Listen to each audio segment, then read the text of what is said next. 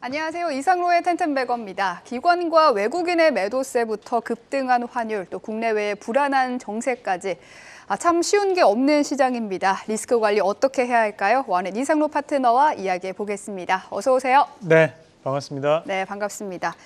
코스피는 과매도권에 들어섰고요. 코스닥의 장중 하락 종목 수는 역대 2, 3위권에 머무르고 있습니다. 어제 말씀하셨잖아요. 이번 주 안에는 좀 반등이 나올 거다 이렇게 말씀을 하셨는데 오늘 수요일인데도 하락세가 계속되고 있거든요. 물론 너무 많이 빠진 것도 상승의 재료가 될 수 있겠습니다만 반등 가능하겠습니까? 지금 리스크 관리 어떻게 해야 될까요? 네. 지금 이제 오늘로서 보면 이제 코스피 지수 자체가 뭐 240과 480 이런 장기평에서 하락을 하면서 이제 추세가 이탈되는 모습인데 오히려 이제 이런 추세가 이탈되었을 때는 또 끌어당김에 대한 반등이 또 존재를 합니다. 그래서 시장이 빠진다고 해서 그냥 내동매매로 그냥 팔고 나가시는 것은 현재 가장 안 좋은 선택이 될 수 있습니다. 그래서 단기 대응이 아닌 좀 더 스윙 내지 좀 더 중장기에 대한 시장의 포지션을 보고 계신다면 현재 구간은 오히려 좀 더 기다릴 수 있는 자리라고 좀 말씀을 좀 드리고 싶고 오늘 간밤에 미국 증시가 좀 안 좋은 모습들이 나타났던 것이 오늘 국내 증시에 대해서 결국 이제 본질적인 문제는 이제 금리에 대한 부분이거든요.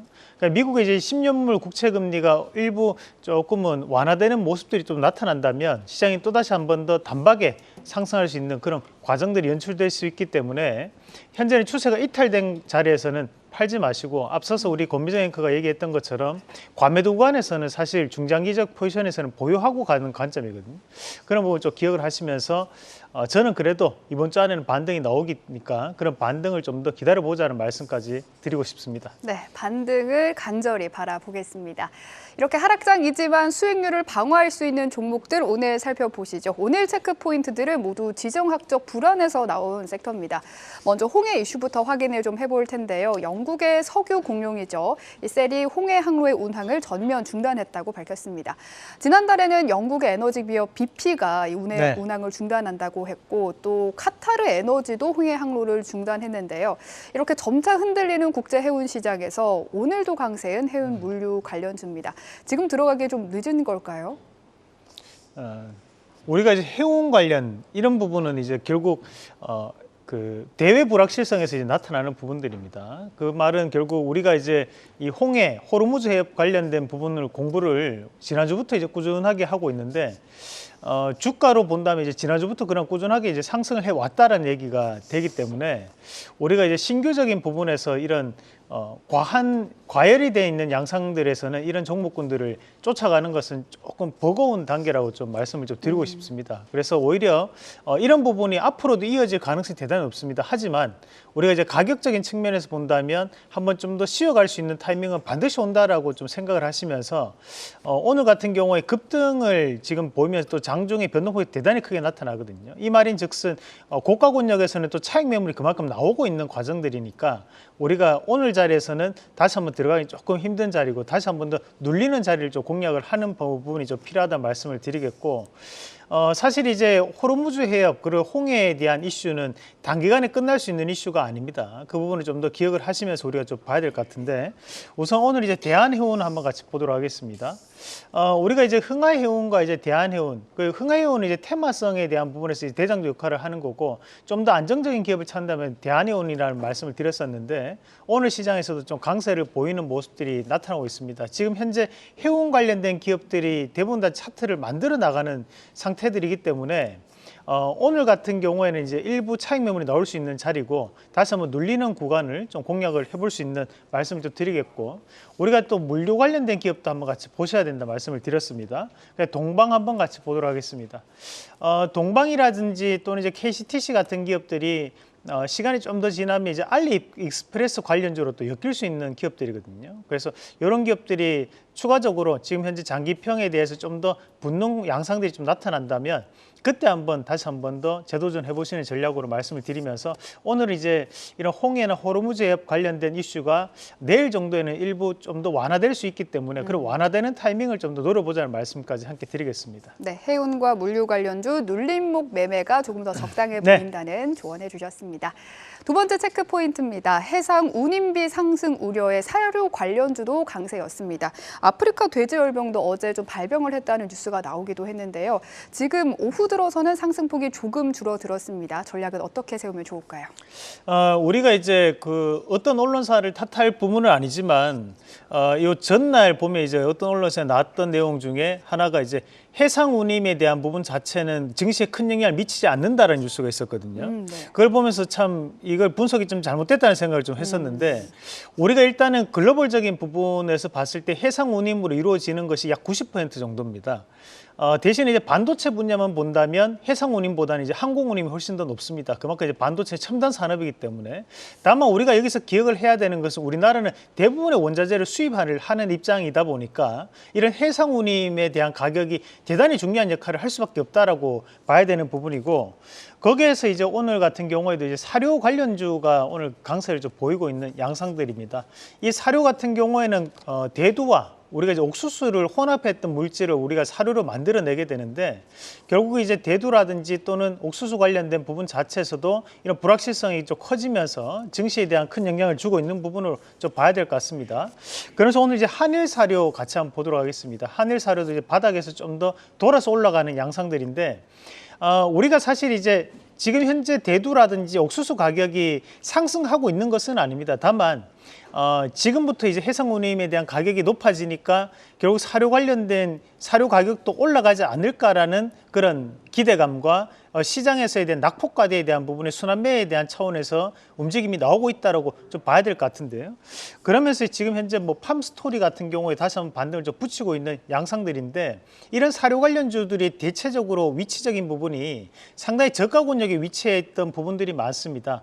그러면 시장은 이런 상승이 한 번만에 끝날 것은 아니거든요. 그래서 앞으로 두세 번 정도에 대한 상승이 나타날 수 있기 때문에 우리가 사료 관련주들도 꼭 관심을 가지고 좀 지켜보는 전략으로 말씀을 드리겠습니다.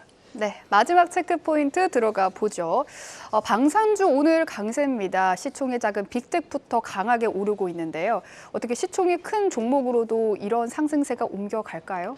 그러니까 이거를 조금 분석을 좀 해볼 필요가 있는데 우리가 지금 현재 오늘 시장에서 우리가 방산주에 대한 3테마, 세 가지 테마, 과거부터 이제 우리가 고인물 테마라고 하는데 이런 것들이 보면 이제 빅텍, 스페코, 퍼스텍 요 세 가지가 옛날부터 무조건 방산 관련 이슈가 나오면 가장 크게 급등하는 종목군들입니다. 하지만 최근에 이제 독수리 오용제 기업으로 바뀌어 왔거든요. 그게 뭐냐면 이제 현대 로템이나 하나에어로스페이스, 한국항공우주, 뭐 LRG 우리가 지금 넥스원이나 풍산 같은 기업들이 최근에 이제 방산 관련해서 수출 물량이 늘어남에 따라 가지고 움직였던 기업들이죠. 하지만 지금 현재 시장 같은 경우에는 이런 독수리 오용제 기업들이 움직이는 것이 아니라 방산 테마 3인종이 움직인다는 것은 결국 우리가 이런 강대강 대치 국면에 대한 부분을 테마로 시장을 해석하고 있다는 거거든요.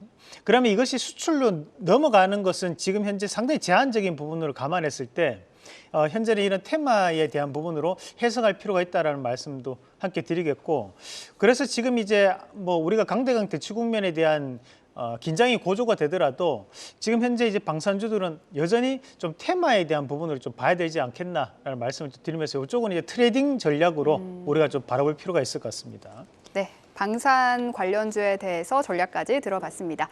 오늘 살펴볼 관련주는 농산물 관련주로 들고 오셨다고 합니다. 어떤 종목이 있을까요? 네, 결국 이제 뭐 지금 해상운임에 대한 가격이 상승을 하게 된다면 결국 이제 우리가 밥상 물가가 또 올라가는 그런 결과가 또 나올 수 있습니다. 그래서 이런 농산물 가격에 대한 상승까지도 연결될 수 있는 고리가 있는데 우리가 한번 이쯤 되면 한번 정리를 한번 해봐야 될 것 같아서 한번 준비를 해봤습니다.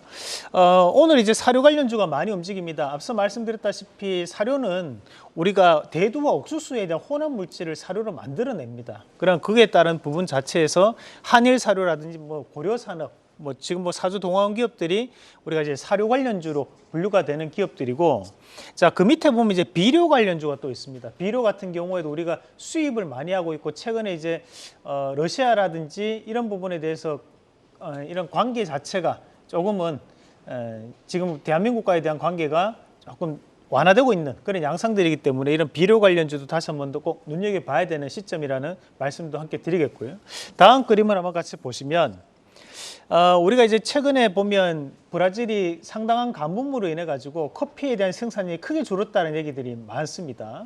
그런 부분 자체에서 또 이런 커피 관련된 기업들이 오늘 바닥에서 조금씩 움직임이 나오고 있습니다. 그래서 이런 보라티알이라든지 또는 한국 맥널티, 그 다날 같은 기업들이 또 관련주가 될 수 있겠고요. 그리고 이제 설탕 관련주들이 또 인도는 또 설탕을 많이 또 생산하거든요. 사탕수수를 생산하는 기업이기 때문에 이런 설탕 관련주들, 그에 따른 대체적인 역할로 스마트팜 관련된 기업들도 함께 눈여겨보는 전략으로 말씀드리겠습니다. 네, 오늘의 원픽 바로 공개해 주시죠. 자, 오늘은 이제 우듬지팜이라는 기업인데 사실 이제 4분기 지금까지는 적자입니다. 하지만 이제 흑자 전환에 대한 가능성을 높게 판단을 하면서 말씀을 드리겠고, 우리가 최근에 이제 그 다이어트 같은 것들을 하게 되면 우리가 스테비아 토마토를 또 드시는 분들이 많으시거든요. 우리가 이제 삼겹살이 100g에 한 2,500원에서 한 2,800원 가까이 합니다. 그런데 우리가 뒷다리살이 한 800원, 1,200원이에요. 그런데 지금 현재 이 스테비아 토마토가 100g이 지금 돈이 얼마냐면 약 1,400원, 1,600원까지 왔다 갔다 하거든요. 그만큼 현재는 고기보다 비싼 토마토, 그 정도로 이제 마진폭에 대한 개선이 나타날 수 있는 상황들이기 때문에 우듬지팜에 대한 부분은 좀 눈여겨볼 수 있는 전략으로 말씀드리면서 1차적인 목표가는 3,040원, 그리고 손절가는 2,490원 제시해 드리겠습니다. 네, 오늘의 원픽은 우듬지팜입니다. 오늘 말씀 고맙습니다.